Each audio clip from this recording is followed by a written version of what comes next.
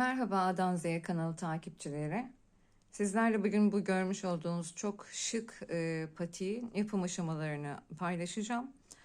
Çok şık olduğu gibi son derecede basit, örgüye yeni başlayanların bile örebileceği basitlikte bir patik bu. E, Yapım aşamalarına geçmeden önce kanalıma abone olmanız ve videomu beğenmeniz beni mutlu edecektir. Aynı zamanda aşağıda görmüş olduğunuz sosyal medya platformlarından da beni takip edebilirsiniz. Öncelikle malzemelerimin tanıtımına geçmek istiyorum.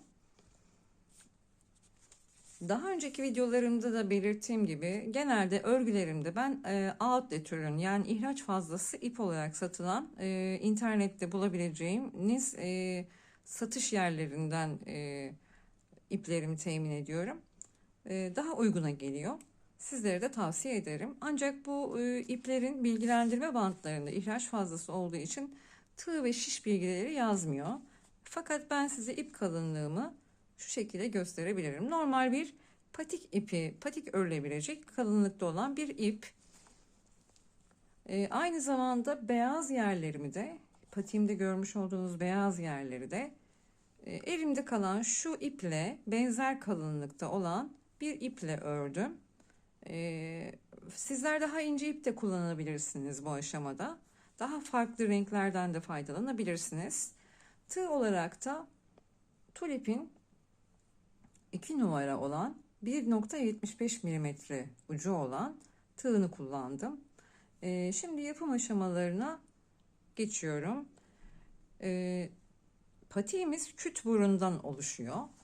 Şu şekilde gösterdiğimde küt burun. Önce burun örme işlemini yapmamız gerekiyor. Küt burun yapılışını da videosunu da açıklamalar kısmında bulabilirsiniz.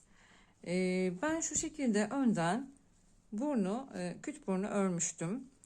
Ancak bu küt burun videosunda bu burnu 6 sıra olarak çalıştım. Normalde de 6 sıra yapıyorum patiklerde. Ancak bu modelde 5 sıra çalıştım.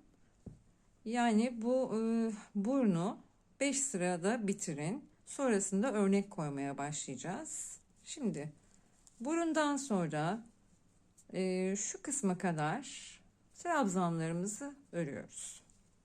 Sözünü ettiğim yere kadar geldim. Şurada bir artırma yapmıştık. O yuvaya 2 adet ikili trabzan çalışıyoruz.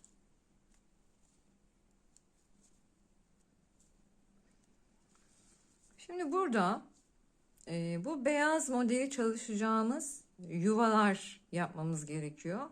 Şimdi bu yuvaları buraya yerleştireceğiz. Burada başka bir aşama, bir detay yok. Sadece yuvaları yapmamız gerekiyor. Bunun için önce bir zincir çekiyoruz bu kısımda. Hemen buradaki trabzana ikili trabzan çalışıyoruz. 2 zincir çekip 1, 2, 3. Üçüncü trabzana yine ikili trabzan çalışıyorum. Şimdi bir zincir çekip hemen çalışmış olduğum trabzanın yanındaki trabzana ikili trabzan çalışıyorum. Çalışmış olduğum son trabzanla beraber buraya 5 adet trabzan çalışacağım. Bu birincisi.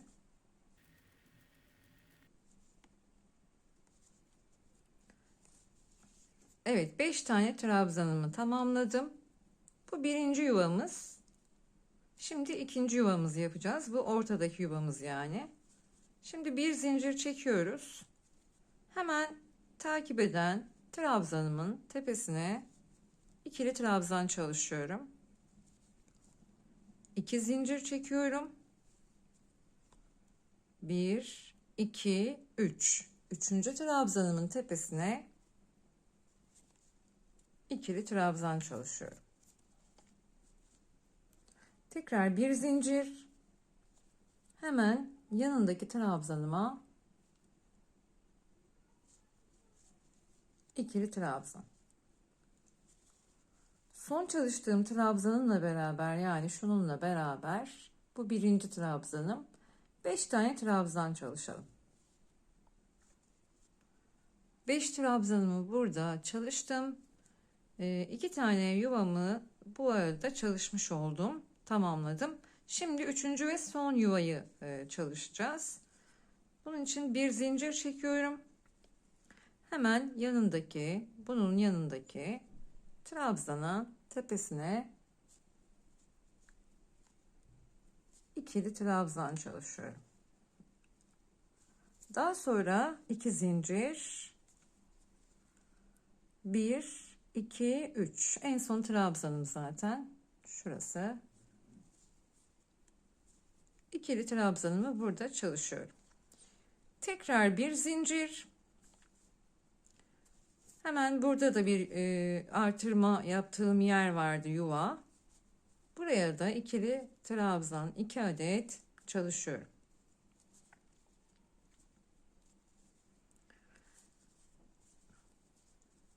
Evet, 1, 2, 3 tane modelimi yerleştireceğim yuvamı hazırladım. Şimdi burada sıra sonuna kadar gelelim. Bir üst sıraya geçtim. Bir üst sıraya buraya kadar şurada yuva yaptığımız yere kadar, trabzana kadar çalışıp gelelim. Bahsettiğim yere kadar ördüm trabzanlarımı. Şimdi burada geçen sırada buraya bir zincir çekerek yuva yapmıştık. Aynı işlemi tekrar ediyoruz. Bir zincir, hemen trabzanın tepesine bir trabzan, 2 zincir, takip eden trabzanın tepesine trabzan, bir zincir. Burada da bir zincirlik bir yuva yapmıştık. Orayı örüyoruz. Bakın böyle. Bu şekilde gözler burada oluşturuyoruz. Şimdi 5 trabzanımızı çalışıp diğer gözlerin üzerindeki sırayı çalışacağız. Evet, ortadaki gözün üzerine geldim. Şimdi bir zincir çektim. Hemen takip eden trabzana ikili trabzan çalışıyorum. 2 zincir çektim. Takip eden trabzanın tepesine ikili trabzan çalışıyorum. Tekrar bir zincir, hemen şuraya.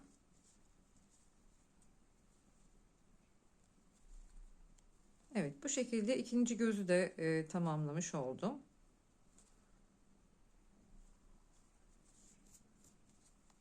Şimdi 5 trabzanımızı çalışalım. Son gözdeyim. Şimdi bir zincir çekip 5 trabzan çalıştım. Bir zincir çekip hemen buradaki takip eden trabzana ikili trabzan yapıyorum. 2 zincir çekiyorum. Takip eden trabzana trabzan çalışıyorum. Bir zincir daha çekiyorum. Son artık yuvamın son gözündeyim. Evet, bu şekilde ikinci sıramızı da tamamlamış olduk. Şimdi burayı sıra sonuna kadar trabzan öreceğiz. Bu aşamada yapacağımız başka hiçbir detay, model özelliği yok. 2 sıra ördük. Benim patiğimde toplamda 7 sıra var şurada. Ben 7 sıra ördüm.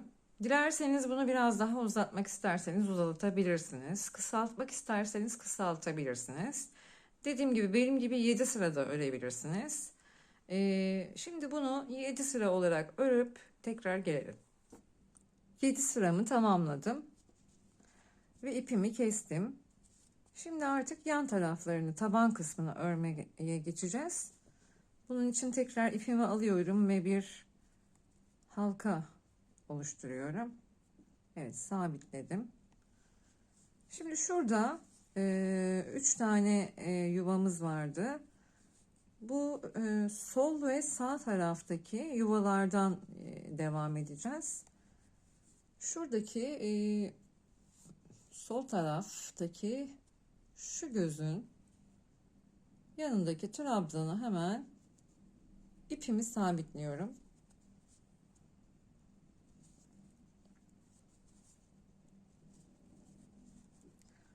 Bu işlemden sonra normal örgüme devam ediyorum. Diğer taraftaki yuvaya kadar, yani şu trabzana kadar öreceğiz bunu. Sabitlemeden sonra 2, 3 ve 4 zincir çekerek hemen şuradaki trabzana atlıyorum. Bu ipimizi de içeriden yürütelim.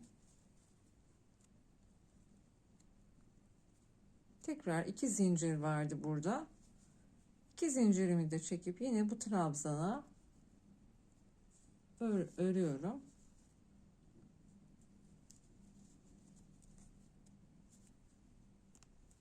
Evet, bir zincir çekiyorum. Sıradaki göz şurası.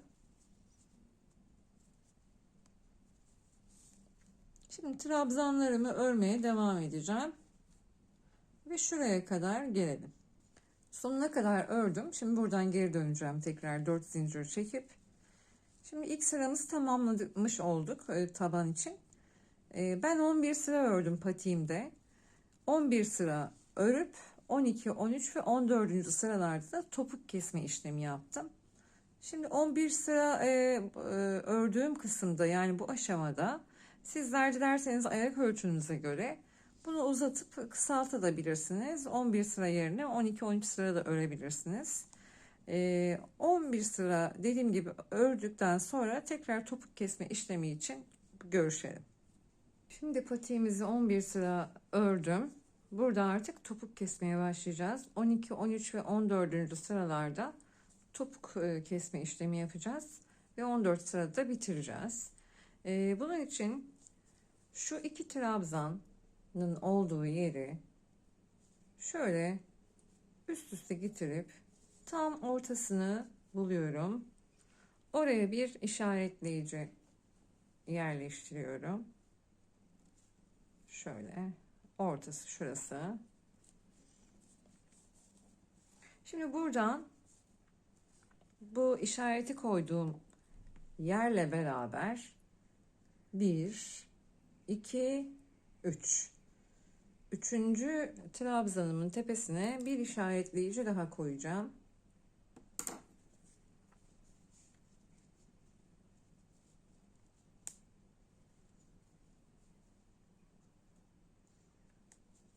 Şöyle şu an koydum. Şimdi bu işaretimin olduğu yerden bunu saymayacağım. Sonrakinden başlayacağım. 1, 2, 3. Üçüncü yere de bir işaretleyici hemen koyuyorum.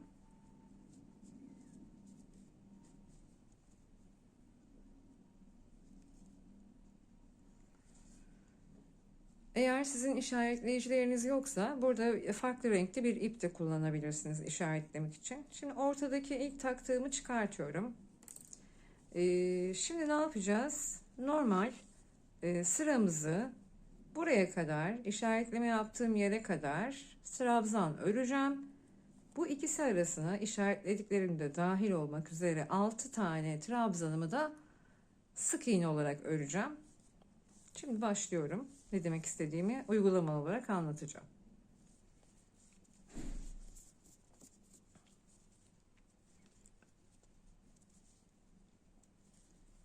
Dört zincir çektim. Bir üst sıradayım.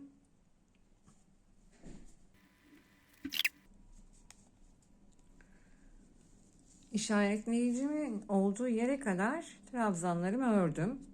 Şimdi artık bunu buradan çıkartıyorum. Buradan sonrasını 6 adet, yani diğer işaretleyicime kadar 1, 2, 3, 4, 5, 6 ediyor zaten. 6 adet sık iğne öreceğim.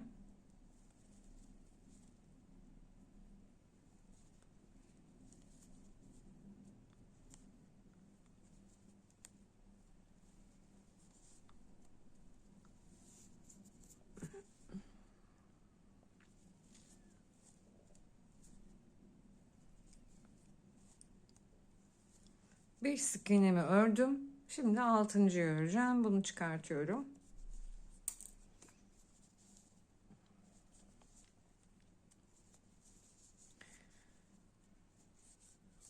Evet, buradan sonrasını normal sıramı, trabzanlarımı tamamlıyorum.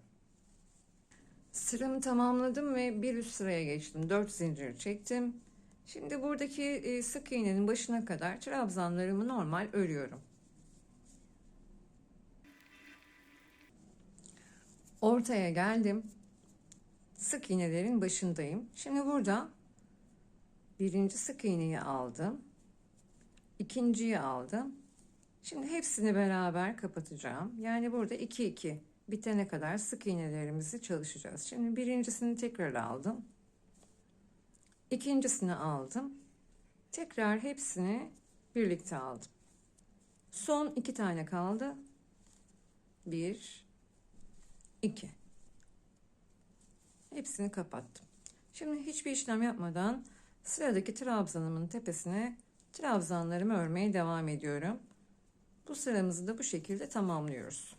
4 zincir çektim. Şimdi bir üst sıradayım ve bu son sıramız artık. Yine hiçbir işlem yapmadan trabzanlarımın, şuradaki sık iğnelerimin tepesine kadar trabzanlarımı öreceğim.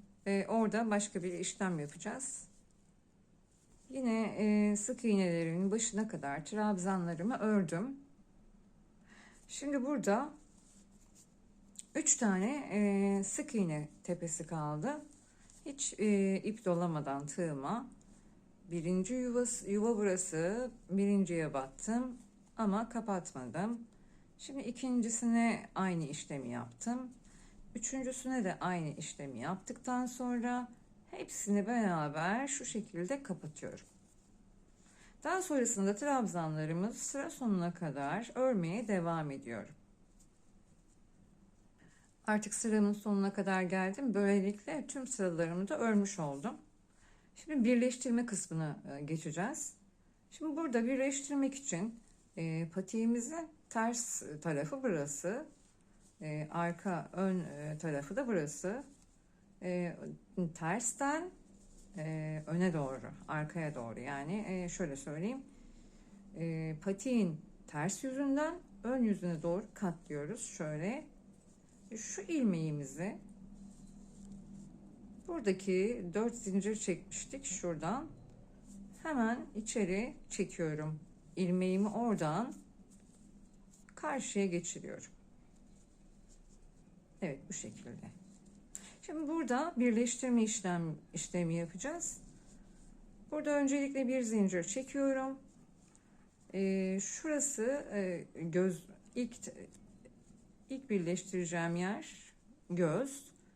Hemen şu gözün ikisinin birden içinden geçerek şöyle sık iğne yapıyorum. Daha sonra bunun trabzanı var şurada. Arka tarafta da aynı yerde karşılığına denk gelen trabzan var. İki trabzanını da beraber şöyle sık iğne ile birleştiriyorum. Yine bir göz var. Burayı 2 tane sık iğne ile birleştireceğim. Sık iğnelerinizi çok fazla sıkı sıkı yapmayın. Tekrar bir trabzan var burada. Trabzanımın tepesiyle diğer karşısında olan trabzanın tepesine karşılıklı şöyle sık iğne ile birleştiriyorum. Tekrar bir göz var. Gözün içerisine yine bir sık iğne. Şimdi artık trabzanlarımın olduğu yere geldim. Karşılıklı trabzanlarımı burada bu şekilde birleştiriyorum. Sık iğne yaparak birleştirme işlemimi tamamlıyorum. Evet, birleştirmemi tamamladım. 2 zincir çekerek ipimi burada kesiyorum.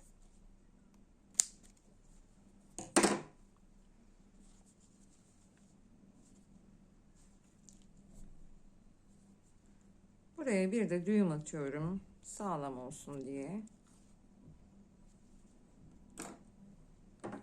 Sonra ipimi tekrar kısaltıyorum. Evet, patiğimizin örme işlemi bitti.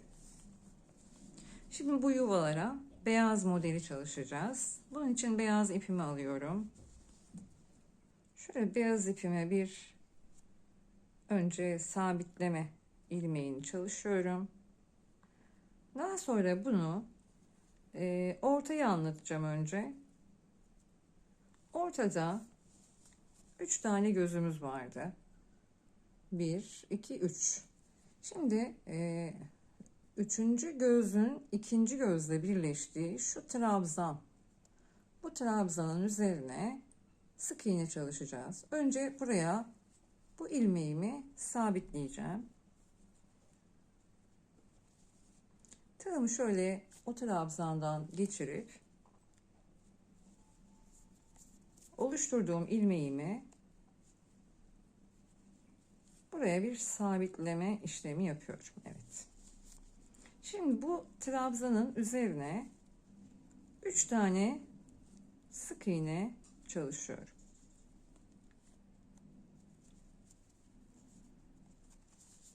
Evet, trabzanımın üzerine 3 tane sık iğnemi çalıştım.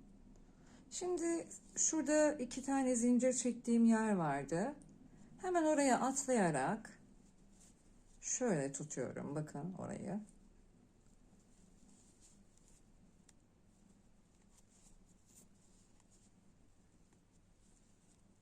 Buraya da 5 adet sık iğne çalışıyorum.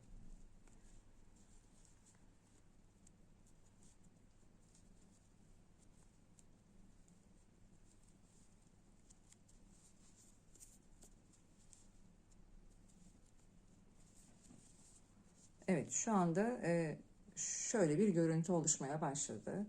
Sıra geldi diğer taraf. Ortadaki gözümle yandaki gözün birleştiği şu trabzan, şurası. Şimdi bunun üzerine çalışacağım sık iğnelerimi. Hemen oraya atlıyorum. 3 tane sık iğne bu trabzanın üzerine çalışıyorum.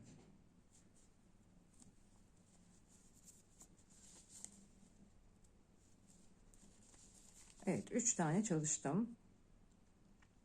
Şimdi yine ortadaki gözün şu 2 zincir çektiğimiz yerine hemen şöyle tutarak katlayıp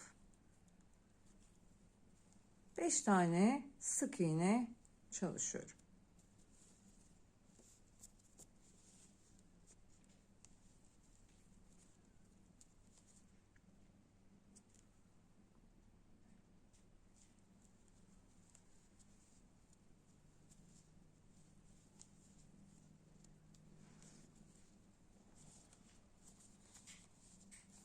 Evet, bakın modelimiz oluşmaya başladı. Şu ipleri sonra gizleyeceğiz.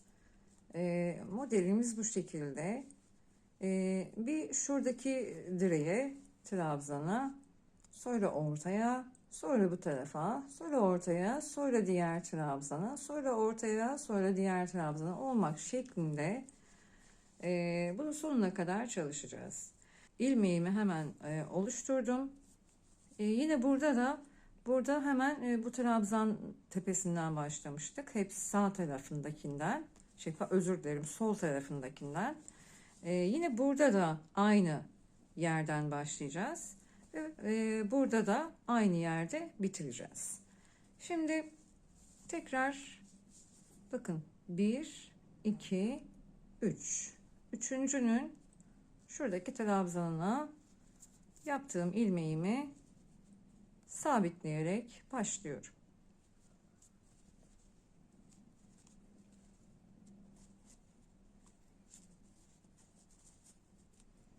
Üç tane sık iğne,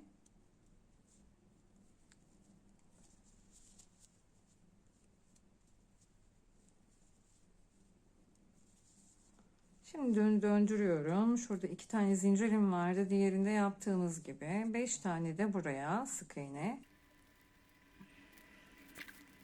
Burada artık başka bir işlem yok. Şurada yaptığım işlemin aynısını burada tekrar edeceğim. Şurada bir ek yerimiz var. Ekleme yaptığımız yere kadar bu beyazları çalışıp gelelim. Topuk kısmında ekleme yaptığımız yer vardı. Oraya kadar beyaz modelimi ördüm. Ekleme yaptığım yeri tekrar göstermek istedim.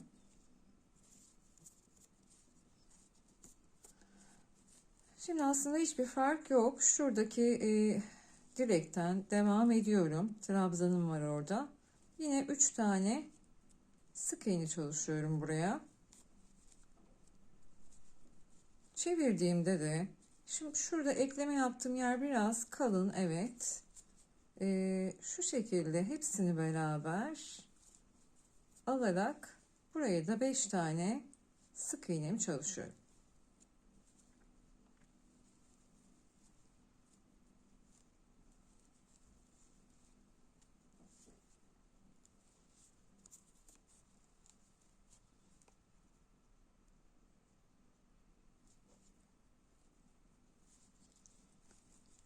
Şimdi modelime devam ediyorum. Kaldığım yerden. Şurada bir trabzanım var. Oradan devam ediyorum. 3 tane sık iğne.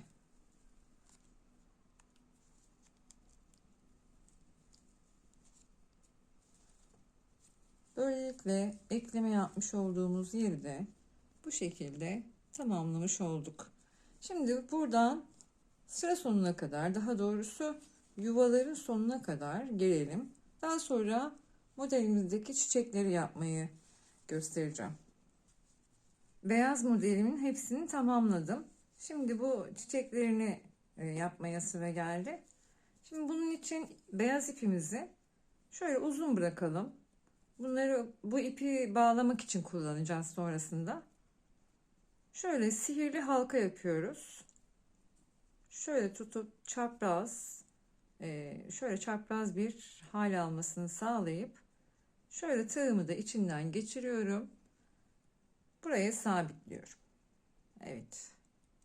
Şu anda halka oluştu. Bunun içerisine çalışacağız. Şimdi içine yarım trabzan, şöyle üçünü birden alıyorum. İpimi doluyorum. İçine batıyorum. Üçünü birden çekiyorum. 2 tane bundan çalıştım. Şimdi halkamın içine şöyle kaydırma yapıyorum. Tekrar ipimi aldım. Yarım trabzan çalışıyorum. Üçünü birlikte burada çektim. Bir tane daha çalışıyorum. Ve tekrar şu şekilde kaydırıyorum. Şimdi burada bunu sıkıştıralım artık. Şimdi 2 tane yaprağı oluştu çiçeğimizin. Şöyle. Tekrar halkamın içerisine yarım trabzan çalışıyorum. 2 tane.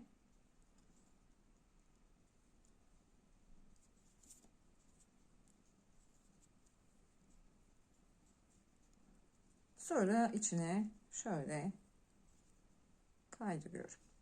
3 tane oldu. Son 4. yaprağını çalışacağım.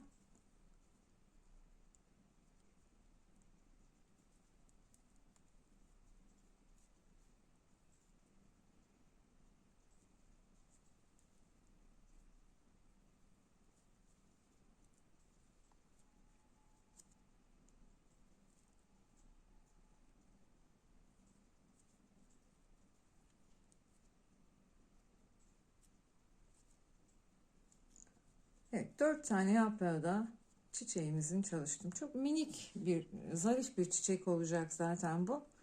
Bir zincir çekiyorum.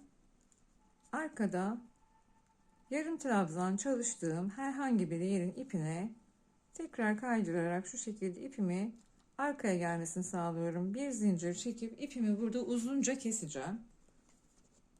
Çünkü bağlama yapacağız birazdan bu iplerle. Evet, çiçeğimiz hazır. Çiçeğimizin bir de ortasında yeşil bir tohumu var. Bunun içinde yine yeşil ipimi alıyorum. Yine uzun bırakalım. Bağlayacağız çünkü. Şu şekilde ilmeğimi yaptım. 2 zincir çekiyorum. Yine ipimi dolayıp ilk zincire şu şekilde yarım trabzan çalışıyorum. Bir tane daha yarım trabzan çalışıyorum. 2 adet yarım trabzan çalıştım. Daha sonrasında burada herhangi bir karşısındaki ipten şöyle alarak tığımı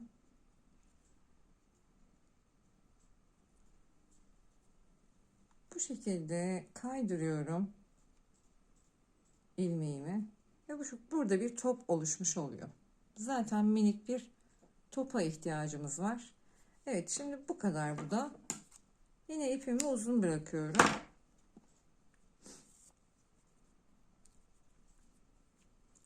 Şimdi bu iki ip ile beraber bu çiçeğimin ortasında bir halka vardı sihirli. İplerini bunun içinden geçirerek birincisini geçirdim.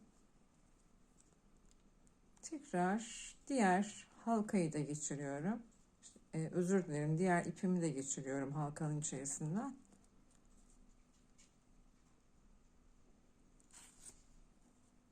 Evet. Şöyle minik, zarif, hoş, tatlı bir çiçek elde etmiş olduk. Şimdi bu iplerimi de buradan geçirerek buraya bağlayacağım. Nasıl olduğunu söyleyeceğim şimdi.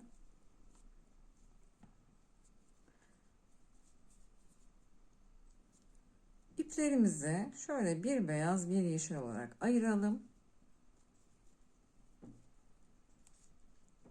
Şu ipim çok kenarda kalmış. Ortaya gelmesini istiyorum. O yüzden şuraya bir daha kaydıracağım ipimi.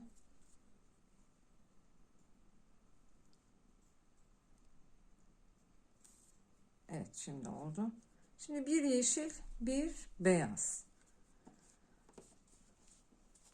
Öncelikle bu modelin ucunda şurada trabzanımız var. Bir de şurada trabzanımız var. 3 trabzan. Önce şu 3. trabzanın başından ipimi, tığımı alarak ipimi arkaya geçiriyorum.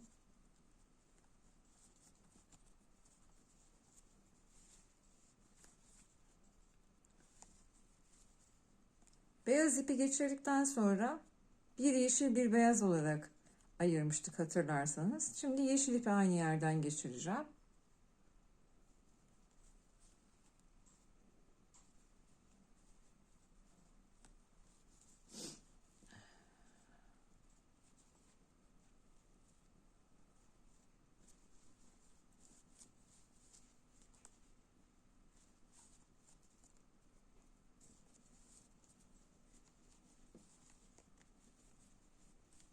Bir yeşil bir beyaz ipimi dediğim yerden arka tarafa geçirdim. Şimdi şuradaki trabzanımı hemen bu beyazın bittiği yerdeki trabzanından şöyle tığımı alarak, dilerseniz şöyle ikisini birlikte de geçirebilirsiniz.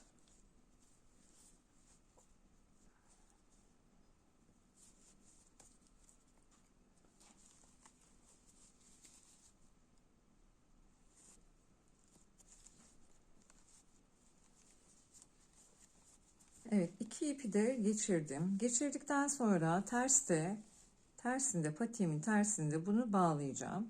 Ve bunu buraya yerleştirmiş olacağım. Şimdi tersine çeviriyorum. Terste şu beyaz modelimi yaparken yaptığım artan ipim de vardı. Özellikle kesmedim, onu arkaya attım. Şu ipim, modelimi çalışırkenki ipim bu.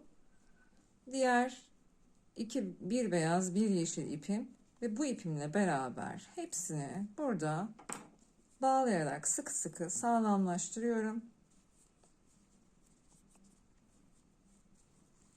Bir de şöyle bağlayacağım.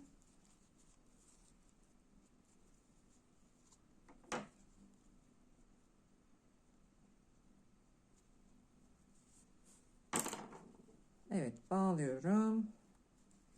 Ve burada artık çiçeğimiz tamam. İpimizi kesiyoruz. Ön tarafa çevirdiğimde sağlam bir şekilde çiçeğimiz burada, modelimiz oluşmuş oluyor. Evet. Şimdi diğer çiçekleri de çalışalım. Patiğimin çiçeklerini tamamladım. Şimdi bu kısmı örmeye sıra geldi. Burada tığ işi 1 çalıştım ben. Yeşil ipimizi bunun için alıyoruz ve şöyle bir ilmek oluşturuyoruz. Bu ilmeğimizi de topuk kısmında ekleme yapmış olduğumuz yere sabitliyoruz.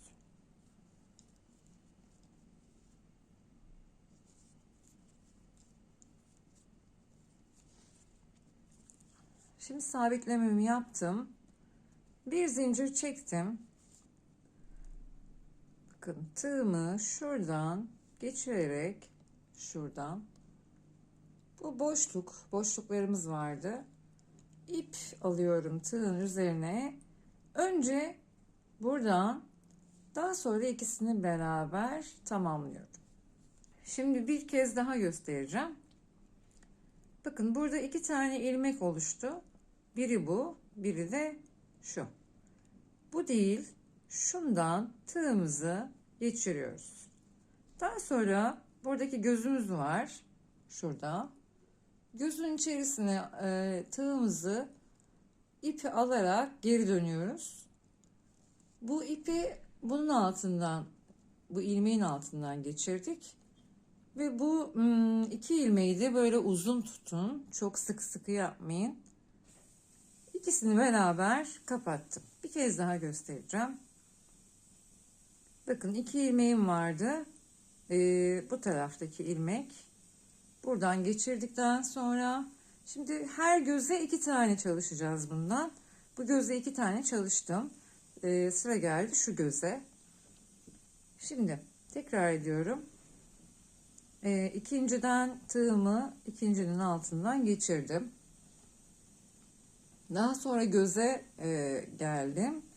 İp aldım, geri döndüm. Önce bunun altından geçiriyorum. Daha sonra bir ip daha alıp bu 2 tane ilmeğimi sıkı yapmıyorum, uzun bırakıyorum. Bu şekilde sırayı tamamlıyorum. Her göze bu işlemden her göze 2 tane yapmak suretiyle sıra sonuna kadar gelelim. Patiğimizi tamamladık. Şu an biyesini de tamamladım. Kalan iplerimi de kestim. Gerçekten çok şık oldu. Şimdiden giyecek olanlara hayırlı uğurlu olsun. Beni izlediğiniz için teşekkür ederim. Videomu beğenmeyi ve abone olmayı unutmayınız. Herkese mutlu günler.